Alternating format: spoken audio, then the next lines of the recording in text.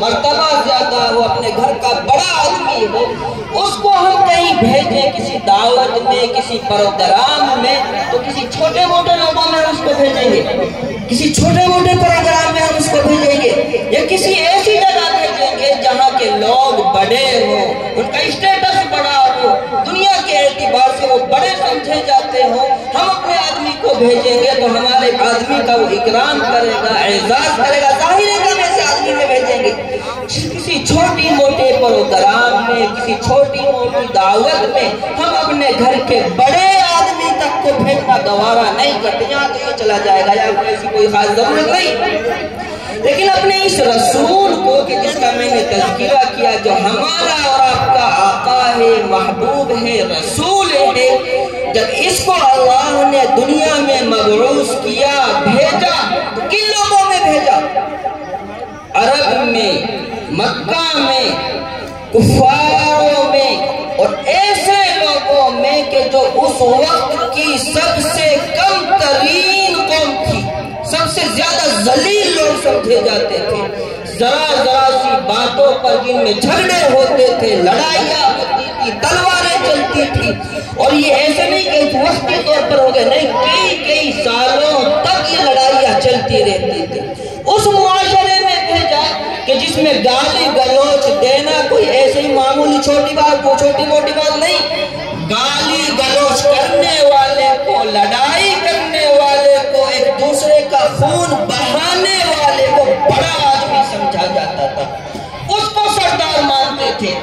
چنانچہ آپ نے رات تک سے اب تک کے پروگرام میں سنا ہوگا، جب رسول اللہ صلی اللہ علیہ وسلم کی باتیں ہو رہی ہوں گی اور مکہ کی باتیں ہو رہی ہوں گی کہ یہ وہ لوگ تھے جن کے یہاں لڑکیوں کو زندہ درگور کر دیا جانا بالکل عام سی بات تھا۔ جتنی برائیاں دنیا میں ہو سکتی ہیں وہ ساری کی ساری اس قوم میں پائی جاتی تھی۔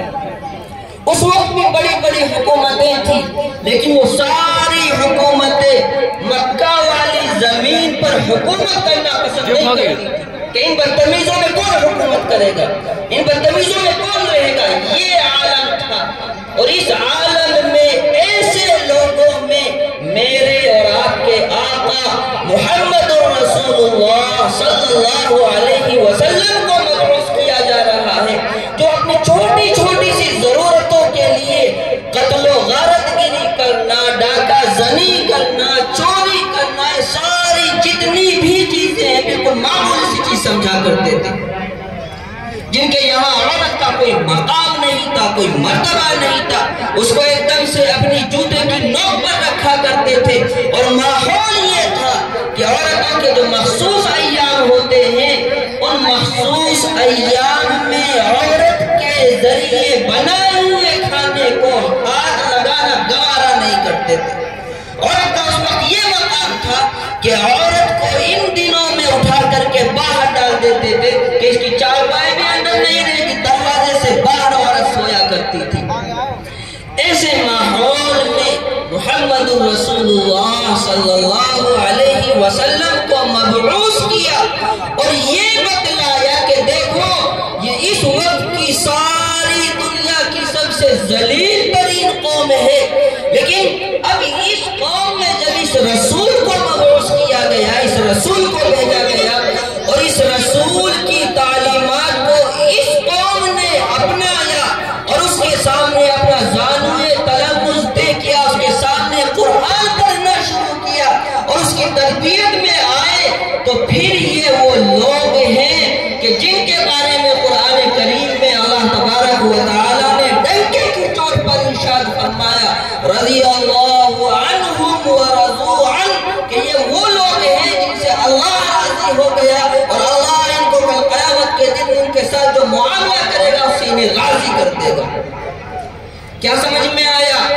کہ اگر آپ کسی بھی درجے کے آدمی ہیں، کسی بھی اعتبار سے کسی آپ پستی میں پڑے ہوئے ہیں، ذلتوں میں پڑے ہوئے ہیں، آپ کے پاس روپیہ نہیں ہے، پیسہ نہیں ہے، تہذیب و تمدن نہیں ہے، آپ کے اندر اور ہمارے اندر گالی گلوچ عام ہے، قتل و زنا عام ہے، چھوٹی چھوٹی سی باتوں پر ہم جو ہے لڑائیاں کرنے لگتے لگتے ہیں، دنگے کرنے لگتے ہیں، فساد کرنے لگتے ہیں، تو میرے اور آپ کے آقا کو ان لوگوں میں بھیج کر کے اللہ تبارک و تعالیٰ نے یہ پیغام دیا ہے کہ جیسے اس وقت کی سب سے ذلیل ترین قوم نے جب محمد رسول اللہ صلی اللہ علیہ وسلم کا دامن تھاما تھا اور قرآن کو پڑھا تھا، اس کو اپنایا تھا، تو وہ اس وقت کی سب سے اعلیٰ ترین قوم بن گئی تھی۔ تو آپ کو بھی اگر اعلیٰ بننا ہے دنیا میں بھی اور آخرت میں بھی، تو اسی کا دامن پکڑنا پڑے گا، اسی کی تعلیمات کو اپنانا پڑے گا، خواہ وہ مرد ہو یا عورت۔ اگر عزت چاہتا ہے دنیا میں یا آخرت میں تو رسول اللہ صلی اللہ علیہ وسلم کا لایا ہوا دین ہی اپنانا پڑے گا، اسی میں عزتیں ہیں دنیا کی بھی اور آخرت کی بھی، اسی میں رفعتیں ہیں دنیا کی بھی اور آخرت کی بھی، اسی میں مقام و مرتبہ ہے دنیا میں بھی اور آخرت میں بھی۔ چنانچہ میں نے ابھی تذکرہ کیا اشارتاً کہ جس وقت رسول اللہ صلی اللہ علیہ وسلم کو دنیا میں مبعوث کیا جا رہا ہے، عورت دنیا کی سب سے گری پڑی چیز تھی، جس کا کوئی بھی مقام اور کوئی بھی مرتبہ نہیں تھا، جس کو ایک دم سے جوتے کی نوک پر رکھا جاتا تھا اور جس کو مخصوص ایام میں گھر میں رہنا بھی جس کا گوارا نہیں کیا جاتا تھا، اس کو اٹھا کر کے گھر کے باہر پھینک دیتے تھے۔ قرآن آیا اور قرآن نے آ کر کے بتلایا نہیں، یہ تمہاری ماں ہے، تمہاری بہن ہے، تمہاری بیٹی ہے، اس کا مقام ہے، مرتبہ ہے، اور اس کا اللہ تبارک و تعالیٰ کے یہاں اپنی ایک شان ہے، آپ اس طرح سے اس کو ذلیل نہیں کر سکتے ہیں۔ تو پھر اللہ نے اپنے قرآن کے ذریعے، اپنے رسول کے ذریعے سے اس کو گھر کے باہر سے اٹھا کر کے گھر کے اندر بٹھوایا اور لڑکے کو حکم دیا، اولاد کو حکم دیا، یہ تیری جنت ہے اور یہی تیری دوزخ ہے، اس لیے اگر تم نے اس کا اگر مقام کو پہچان لیا، اس کے مرتبے کو پہچان لیا، تو کل کے دن یہی تیری جنت، اور اگر تم نے مقام و مرتبے کو نہ پہچانا اور دنیا ہی کے اعتبار سے تو چلتا رہا، تو دنیا کر رہی تھی وہی تو بھی کرتا رہا، اور تو نے یہ سوچ لیا اور یہ مان لیا کہ لوگ مجھے جورو کا غلام کہیں گے اور لوگ نہ جانے کیا کیا باتیں کہیں گے، تو پھر یہی تیری دوزخ بھی ہے، یہی دوزخ میں جانے کا ذریعہ بھی بن جائے گا۔ ماں کا جو مرتبہ ہے، مقام ہے، آپ نے ہزاروں بار سنا ہوگا اور آپ کو ماشاءاللہ سے یاد بھی ہوگا، جو وہ بتانا مقصود نہیں ہے، ساری باتیں نہیں کہی جا سکتی ہے کہ مجلس میں، لیکن بیوی کا کیا مقام ہے اور بیوی کا کیا مرتبہ ہے، رسول اللہ صلی اللہ علیہ وسلم نے اپنی زبان مقدس سے اس کو بھی ہمیں بتلایا، لیکن ہم نے اس کو اپنے کانوں سے سن کر کے ایک سے سن کر کے ایک سے نکال دیا، اپنی زندگیوں میں اس کو لایا ہی نہیں، ہمارے بچے بھی وہی سیکھ رہے ہیں۔ آپ صلی اللہ علیہ وسلم نے ارشاد فرمایا، خیرکم خیرکم لأہلہ، جاننا چاہتے ہو تم میں سب سے بڑھیا کون، سب سے بہتر کون، دنیا میں بھی اور آخرت میں بھی، کس کا مقام و مرتبہ سب سے بڑھیا ہے؟ ظاہر ہے ہر آدمی کہے گا کیوں نہیں ہے، اللہ کے رسول صلی اللہ علیہ وسلم ضرور جاننا چاہیں گے کون ہے سب سے بڑھیا۔ تو رسول اللہ صلی اللہ علیہ وسلم نے فرمایا، خیرکم لأہلہ، تم میں سب سے بڑھیا وہی ہے جو اپنے گھر والوں کے لیے، اپنے بال بچوں کے لیے بڑھیا ہے، جس کا برتاؤ رکھ رکھاؤ اپنے بیوی بچوں کے ساتھ بڑھیا ہے، وہی تم میں بڑھیا اور بہتر کہلانے کے لائق ہے، ورنہ تم میں اپنی شیخیاں خود بگاڑتے پھرتے رہو، کوئی مقام اور کوئی مرتبہ اللہ اور اس کے رسول کے یہاں اس کا نہیں ہے۔ یہ مقام اللہ تبارک و تعالیٰ نے بیوی کو دیا، ماں کو دیا، بیٹیوں کو دیا اور ہماری بہنوں کو دیا۔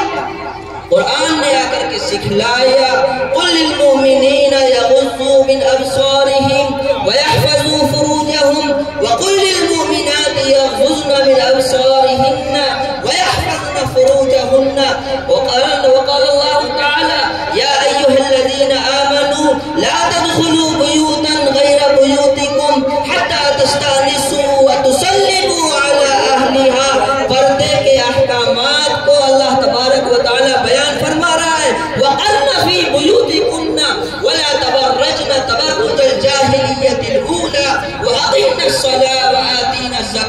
صدق اللہ العظیم۔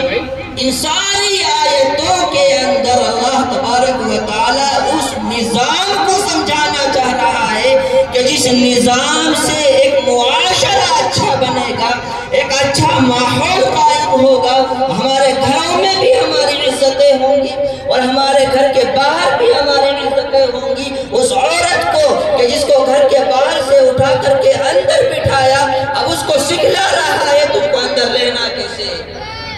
نہیں دیکھتے کئی مرتبہ چھوٹے آدمی کو اگر عزت دی جائے بگڑ جاتا ہے، اس کو برداشت نہیں ہوتی، تو رسول اللہ نے اس آیتوں میں پھر اس عورت کو جو اندر بٹھلایا ہے اس کو سکھلایا ہے کہ تجھے رہنا کیسے ہے۔ وَقَرْنَ فِي بُيُوتِكُنْ، اپنے گھروں میں رہو۔ وَقَرْنَ فِي بُيُوتِكُنْ وَلَا تَبَرُّجْنَ تَبَرُّجَ الْجَاهِلِيَّةِ الْأُولَى، اور جس طرح سے زمانہ جاہلیت میں عورتیں باہر گھوما کرتی تھی، باہر پھرا کرتی تھی، اس طرح سے باہر سڑکوں پر، بازاروں میں، ادھر ادھر شادی بیاہ کے پروگراموں میں مٹر کشتی کرتی نہ پھرو، اپنے بدن کا دکھلاوا کرتی نہ پھرو۔ قرن فی بیوتکن، اپنے گھروں میں ثابت ہو جاؤ، گھروں میں رہو، بغیر ضرورت شدیدہ کے گھر سے باہر نہ نکلو۔ یہ اللہ تبارک و تعالی اپنے رسول صلی اللہ علیہ وسلم پر قرآن کریم کو اتار کر اس بگڑے ہوئے معاشرے کو سدھارنے کے لیے یہ آیت نازل فرما رہا ہے۔ اور صرف اس بگڑے ہوئے معاشرے کو نہیں، یہ جو قرآن ہے رہتی دنیا تک کے لیے ہے، جب تک دنیا ہے قرآن ہے، اس کے احکامات ہیں، چونکہ وہ نافذ ہوں گے، لاگو ہوں گے۔ تو یہ آیت صرف انہی عورتوں کے لیے نازل نہیں ہوئی تھی، جو بھی قیامت تک اللہ کو مانتا، اللہ کے رسول صلی اللہ علیہ وسلم کو مانتا ہے، ان تمام کے لیے یہ آیتیں ہیں، انہیں پر عمل کر کے وہ اپنی دنیا بنا سکتے ہیں اور اپنی آخرت بنا سکتے ہیں۔ ان سے اگر ہٹیں گے تو نہ دنیا کے نہ آخرت کے۔ تو سب سے بڑا حکم عورتوں کے لیے قرن فی بیوتکن، اپنے گھروں میں پڑی رہو، گھروں سے باہر نہ نکلو، ایسے کہ ضرورت ہو تو بھی نہ نکلے، بیمار ہیں تو بھی نہ نکلے، کوئی بہت ہی کہیں پر والدین کا انتقال ہو، والد کا انتقال ہو گیا، والدہ کا انتقال ہو گیا، کسی کے مرنے جینے میں بھی شریک نہ ہو۔ نہیں، اتنی سخت پابندی ہم نہیں لگا رہے، ساتھ ہی میں دوسرا حکم بھی آ رہا ہے، وَلَا تَبَرُّجْنَا تَبَرُّجَ الْجَاهِلِيَّةِ الْأُولَى، نکلو بھی تو پردے کے ساتھ نکلو، ان احکامات کے ساتھ نکلو جو رسول اللہ صلی اللہ علیہ وسلم پر نازل کیے گئے ہیں، ویسے نہ نکلو جیسے زمانہ جاہلیت میں عورتیں نکلا کرتی تھی، کہ بال کھلے ہوئے ہیں، چہرہ کھلا ہوا ہے اور بدن کا ہر جز ایک دم سے آیا ہے، ظاہر ہے، بدن کا ہر انگ دکھ رہا ہے، اور ہم یہ سمجھ رہے ہیں کہ ہم رسول صلی اللہ علیہ وسلم پر ایمان رکھتی ہیں اور ایمان رکھتے ہیں اور ہم کامیاب ہیں، جنت ہماری ہے۔ نہیں، جنت بھی اور دنیا بھی اگر ہمیں کمانی ہے، بنانی ہے، تو ان احکامات پر ہمیں چلنا پڑے گا۔ ہم باہر جا رہے ہیں تو ان احکامات کے ساتھ جائیں کہ ہماری زبان جو ہے اس سے جو آواز نکل رہی ہے وہ غیر محرم کے کان میں نہ پڑے۔ وَلَا تَبَرُّجْنَا تَبَرُّجَ الْجَاهِلِيَّةِ الْأُولَى، ایسے نہ نکلے، پردے کے ساتھ نکلے، سلیقے سے راستے پر چلے، اپنے محرم کے ساتھ نکلے۔ آج کل تو محرم گھر سے ادھر ادھر ہویا اور عورتیں ادھر ادھر ہو گئی۔ حج کا کتنا عظیم فریضہ ہے، ہر آدمی، ہر مسلمان یہ تمنا کرتا ہے کہ کاش مجھے بھی اللہ اس مقدس فریضے کے لیے بلائے، میں بھی حج کے لیے جاؤں، میں بھی خانہ کعبہ دیکھوں، روضہ رسول صلی اللہ علیہ وسلم کی زیارت کروں۔ ہر عورت چاہتی ہے، ہر مسلمان مرد بھی چاہتا ہے، عورت بھی چاہتی ہے، لیکن احکام کیا ہے؟ عورت اگر جانا چاہتی ہے تو صرف اپنے محرم کے ساتھ جا سکتی ہے، اکیلی بھی نہیں جا سکتی، کسی دوسرے اور مرد کے ساتھ بھی نہیں جا سکتی۔ کے ساتھ کتنا ہی وہ عزیز ہے، قریب ہے، نہیں محرم کے ساتھ جانا ہے. گھر سے باہر اگر نکلنا ہے تو محرم کے ساتھ نکلنا ہے، پردے کے ساتھ نکلنا ہے. ہم ذرا دیکھیں ہمارا کیا ہو رہا ہے. ہماری مائیں اور بہنیں، ہماری بیٹیوں کا کیا حال ہے، اور ہم اسی کو اچھا بھی سمجھ رہے ہیں. کتنے سارے لوگ کہتے ہوئے ملتے ہیں، فلاں کے گھر جاتے ہیں تو اس کی بہویں سلام کرتی ہیں، کھانا پوچھتی ہیں، خیریت پوچھتی ہیں. کیوں آپ سے بھی پوچھ رہی ہے؟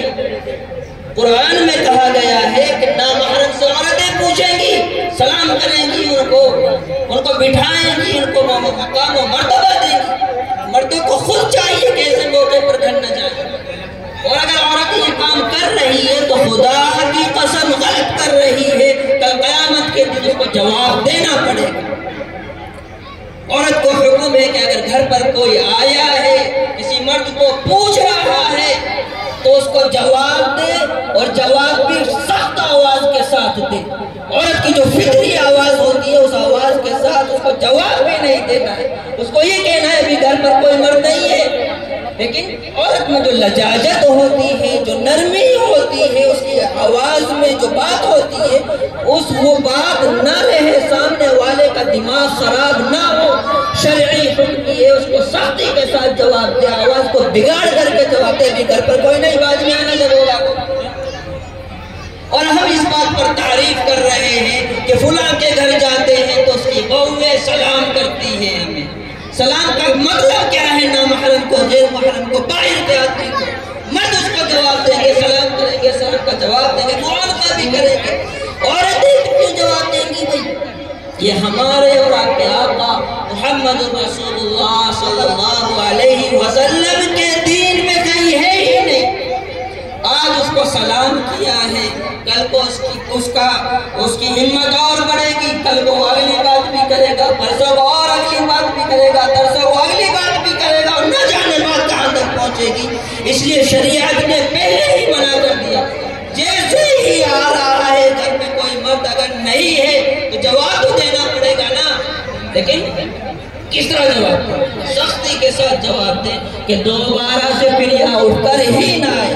کس لیے ساری احتیاط کی جا رہی ہے؟ عورت کے مقام کو بلند رکھنے کے لیے، اس کی عزت کو محفوظ رکھنے کے لیے، اس کے مقام و مرتبے کو جیسا ہے ویسا رکھنے کے لیے سارے کام کیے جا رہے ہیں.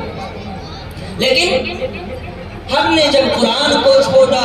رسول اللہ صلی اللہ علیہ وسلم کی تعلیمات کو چھوڑا، اور ہم نے دوسرے لوگوں کے طریقوں کو اپنانا شروع کیا، اور دوسرے لوگوں نے ہمیں باولا بنانا شروع کیا، اور ہم باولے بننے لگے. مدرسے میں پڑھ کر کیا ہوگا؟ قرآن پڑھ کر کون سی نوکریاں ملیں گی؟ کیا کر لے گا یہ بعد میں جا کر کے کہیں امامت ہی کر سکے گا، کسی مکتب میں پڑھا ہی سکے گا، 5,000 ہی کما سکے گا، 10,000 ہی کما سکے گا. اور 5,000 میں کیا ہوگا اور 10,000 میں کیا ہوگا؟ اس لیے ہم اپنے بچوں کو اسکولوں میں بھیجیں گے، ہم انگلش پڑھائیں گے، ہم ان کو جو ہے ہندی میڈیم میں بھی نہیں انگلش میڈیم میں پڑھائیں گے، ہم ان کو نوکریاں دلوائیں گے، بڑا کمائے گا. ارے میرے بھائی بھولے آدمی، ذرا مجھے بدلا تو اس گاؤں میں سے کتنے نوکریوں پر لگ گئے، کتنے اسکولوں میں پڑھے ہیں اور کتنوں نے نوکریاں پالی.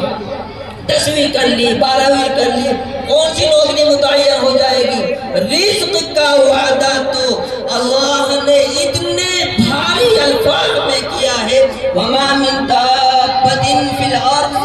إِلَّا عَلَى اللَّهِ رِزْقُهَا. رزق جو ہے، رزق وہ مدرسے کی پڑھائی میں، اور رزق جو ہے وہ صرف اسکولوں کی پڑھائی میں، انگلش میڈیم میں نہیں ہے.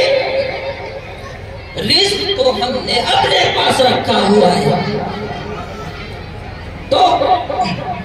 کیا ہو جائے گا؟ اسکولوں میں پڑھ کر کے نوکریاں لگ جائیں گی، رزق مل جائے گا. نہیں، بہت سارے دھکے کھا رہے ہیں، انجینئر بن کے اور ڈاکٹر بن کے اور نہ جانے کیا کیا بن کر کے چونکہ تو دھکے ہی کھا رہے ہیں، کہیں کوئی نوکری نہیں ملے. ہاں، اگر ہم مدرسے میں پڑھتے، اپنے بچوں کو پڑھاتے کہ جس طرح سے صحابہ کرام رسول اللہ صلی اللہ علیہ وسلم سے پڑھ کر صحابہ بنے اور ان کا دنیا میں بھی ایک مقام بنا، رہتی دنیا تک کے لیے ان کو معیار قرار دیا گیا کہ اگر تمہیں کامیاب بننا ہے، کامیاب آدمی دیکھنا ہے تو ان کو دیکھو، یہ صحابہ رسول اللہ صلی اللہ علیہ وسلم کے پڑھائے ہوئے، اسی طریقے سے آپ کامیاب ہو سکیں گے۔ مدرسے میں پڑھیں گے تو اس قرآن سے جڑیں گے، اس رسول صلی اللہ علیہ وسلم کی تعلیمات سے جڑیں گے۔ روزی جتنی ہے وہ ہم کو مل رہی ہے، جہاں کے ملے گی۔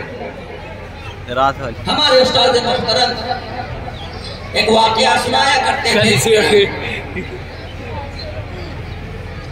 اسی بات پر کہ رزق جو ہے جتنا مقدر میں ہے،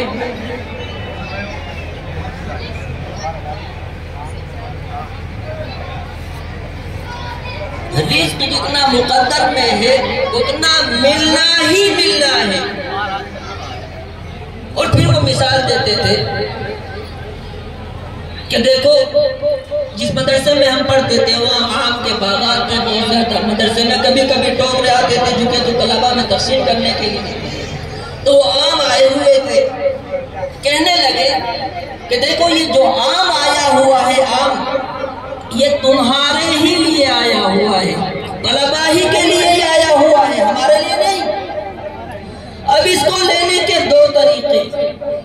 ایک طریقہ وہ جو تمہارے دماغ میں آتا ہے، جیسے بھی ہو مار لاؤ وہاں سے جا کر کے، دو جا کر کے اٹھا لو، یہ دو چار جا کر کے جھکا تو ٹوکرا اٹھا کر کے لا لو، تقسیم کر لو۔ یہ طریقہ تو وہ ہے جو تمہارے دماغ میں آ رہا ہے، اور ایک طریقہ وہ ہے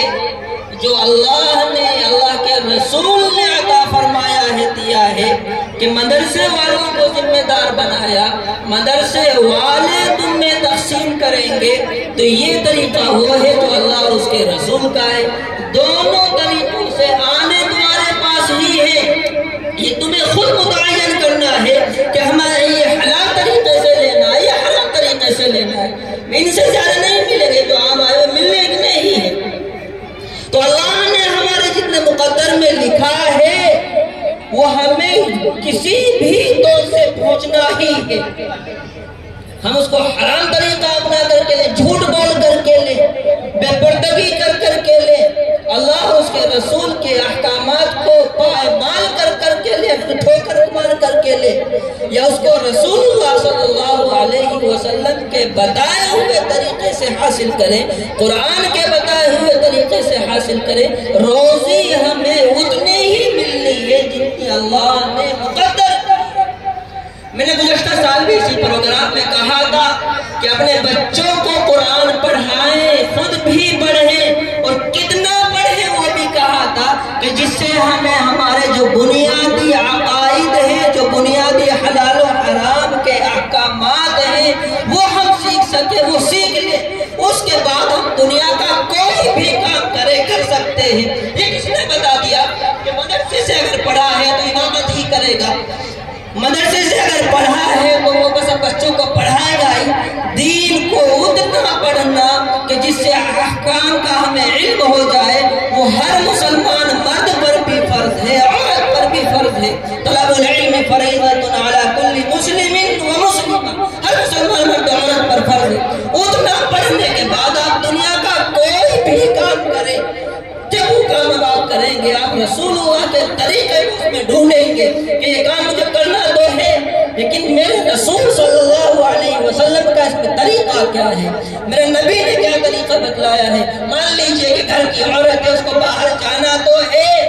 لیکن وہ اس طریقے سے جائے کہ جس طریقے سے رسول اللہ صلی اللہ علیہ وسلم نے سکھلایا ہے، یا اس طریقے سے جائے کہ جو ہم دنیا میں آج کل یوٹیوب کے ذریعے، فیس بک کے ذریعے اور ادھر ادھر کے ذریعے سیکھ رہے ہیں، مدرسے اسکولوں میں جا کر کے سیکھ رہے ہیں، اس طریقے سے جائے۔ تو میرے عزیزوں اور میرے بزرگوں، میرے دوستوں، رسول اللہ صلی اللہ علیہ وسلم نے ہمیں جو یہ دین دیا، ہمیں جو قرآن دی، ہمیں جو تعلیمات دی، یہ صرف اس لیے نہیں کہ ہم نمازیں پڑھنی سیکھ لیں گے اور بس بات ختم ہو گئی، رمضان آ گیا 2-4 روزے رکھ لیں گے، بات ختم ہو گئی، نہیں، پیدا ہونے سے لے زندگی کیسے گزارنی ہے، وہ سارے طریقے کو بتلانے کے لیے قرآن کریم اتارا گیا ہے، رسول اللہ صلی اللہ علیہ وسلم کی تعلیمات اتاری گئی ہیں۔ اس لیے کوشش کریں کہ ہم قرآن سیکھیں اور رسول اللہ صلی اللہ علیہ وسلم کی تعلیمات کو سیکھیں، خود بھی سیکھیں، اپنے بچوں کو بھی سکھلائیں، اس لیے کہ اسی میں ہماری دنیا کی کامیابی بھی پوشیدہ ہے اور ہماری آخرت کی کامیابی بھی اسی میں پوشیدہ ہے۔ ہم دنیا کے سارے طریقوں میں دھکے کھاتے رہیں، پھرتے رہیں، خدا کی قسم اس میں دھکوں کے علاوہ کچھ اور ہمیں نہ دنیا میں ملنا ہے نہ آخرت میں ملنا ہے۔ اس لیے مدرسوں سے جڑے، مکاتب سے جڑے اور اپنے بچوں کو بھی ضرور اس سے جوڑے اور ایک ماحول بنائے، ایک عمر متعین کرے کہ انشاءاللہ 9 عمر کی سال تک، 10 سال کے بچے کی عمر تک ہم بچے کو کم از کم حافظ قرآن بنا دیں گے۔ اس کے بعد اور اسی کے ساتھ ساتھ ہمارے اسکول کی تعلیم بھی چلتی رہے کہ وہاں تک خانہ پوری کرنی ہے کہ اس نے نرسری کر لی، اس نے LKG کر لی، اس نے UKG کر لی، فرسٹ میں آ گیا، سیکنڈ میں آ گیا، اس کی خانہ پوری بھی کرتے رہے۔ لیکن ضروری ہے کہ اگر ہمیں عزتیں چاہتی ہیں، ہمیں دنیا اچھی چاہتی ہے اور ہمیں آخرت بھی اپنی اچھی چاہتی ہے تو اپنے بچوں کو خود کو قرآن سے جوڑے، رسول اللہ صلی اللہ علیہ وسلم کی تعلیمات سے جوڑے، اسی میں ہماری کامیابی، اس کے علاوہ کوئی اور ایسا طریقہ نہیں ہے کہ جس سے آپ اپنی دنیا اور اپنے آخرت میں کامیاب ہو سکیں۔ دعا فرمائے کہ اللہ عمل کی توفیق عطا فرمائے، قرآن سیکھنے کی توفیق عطا فرمائے اور اپنے بچوں کو قرآن پڑھانے کی توفیق عطا فرمائے، قرآن اور رسول اللہ صلی اللہ علیہ وسلم کی تعلیمات پر ہمیں خود بھی اپنے کو ڈالنے کی بھی اللہ توفیق عطا فرمائے اور اپنے بچوں کو بھی اسی پر ڈالنے کی، اسی ڈگر پر ڈالنے کی توفیق عطا فرمائے۔ وآخر دعوانا الحمدللہ رب العالمین۔